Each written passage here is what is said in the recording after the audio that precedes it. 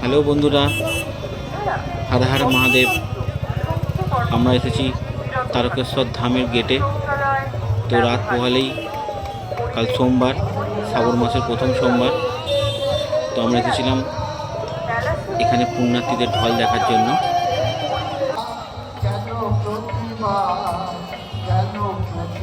তো আমরা দেখতে পাচ্ছেন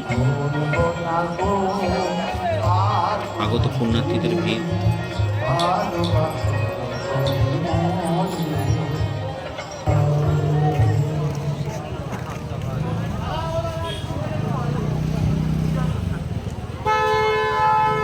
সমস্ত আগত পুণ্যার্থীদের এবং সকল ভাই বন্ধুদের